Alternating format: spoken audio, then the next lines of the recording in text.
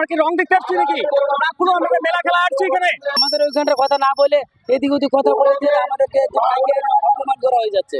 শুভেন্দু অধিকারী মহাশয় তো সর্বোপরি আমাদের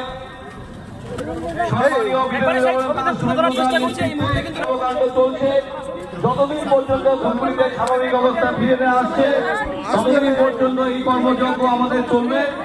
আমরা বিভিন্নভাবে এটাকে ভাগা করে দিই। সম্মানীয় শুভেন্দু অধিকারী মহাশয় আমাদের সকলের প্রিয় জননেতা, আমাদের বিধানসভার বিরোধী দলনেতা সম্মানীয় শুভেন্দু অধিকারী মহাশয়কে মঞ্চে আসবার জন্য আমরা আমন্ত্রণ জানাচ্ছি এবং আপনাদের সকলকে আমরা নির্দিষ্ট জায়গায় সম্মানীয় বিরোধী দলের হাত দিয়ে কিছু কাজগুলোকে আমরা করতে পারি আপনাদের সামনে প্রদান করব। অনুরোধ করছি হিন্দু মন্ডল, জ্ঞানমোহন মন্ডল, হিন্দু মন্ডল, রামমোহন মন্ডল যারা রয়েছে আমরা জলডাঙ্গার বান ভাসি, বাড়িঘর নিঃস্ব হয়ে গেছে। তো এখানে যে তুমি আসলে আমাদের জলডাঙ্গার তো কিছু বললোই না, হ্যাঁ, আর সেই নাগারাগাটার বক্তব্য দিয়ে চলে গেল। আর আমরা জলডাঙ্গাবাসী আমরা যে মানে নিঃস্ব হয়ে গেছি, আমরা কি করে যাব? বার্তা কি করে সে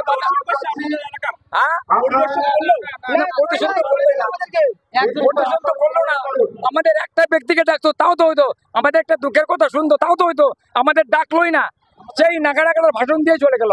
আর এখন বলছে যে তোমরা দাঁড়াও রিলিফটা নিয়ে যাও। তাহলে আমরা কি করে বাড়িতে যাবো সেটা তো কিছুই বললো না। আর বাদ ভেঙে তো পড়ে আছি, নিঃস্ব হয়ে গেছি।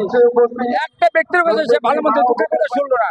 আমাদের বাপ যে ভেঙে গেছে, আজকে 90-80-90টা পরিবার একদম ভেসে গেছে, আমাদের কোথাও একটাও বললো না। তাহলে আমরা কি থাকবো ওখানে, যাবো কি যাবো না? আমাদের এতগুলো পরিবার, তাহলে আমাদের কিচ্ছু বললো না। তাহলে আমরা কি এখানে চাল নিতে আসছি নাকি রিলিফ নিতে আসছি? আমাদের একটা দুটো ব্যক্তিকে যদি ডাকতো তোমাদের কি সমস্যা, কিচ্ছু বললো না। আমাদের জায়গাও করে আমাদের এখানে বললো না।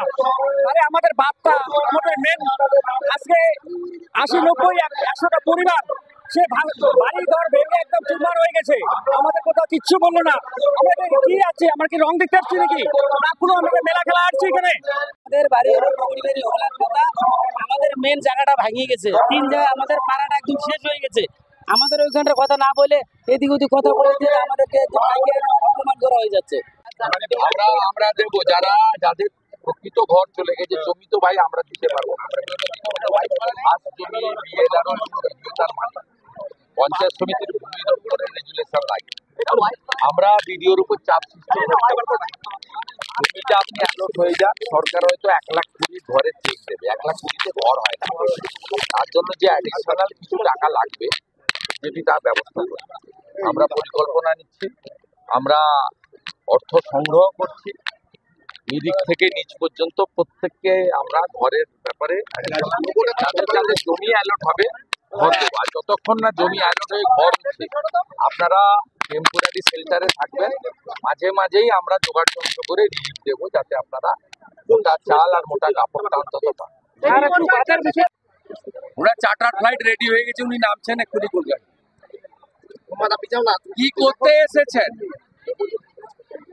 যে বাড়িগুলো চলে গেছে ওনার বালি মাফিয়াদের জন্য 5 ডিসমিল করে জমি আগে দেন, আর আপনার ওই 1 লাখ কোটিতে ঘর হয় না। 10,000 টাকা এখন বালির গাড়ি, 1 লাখ কোটিতে বাথরুম হয়।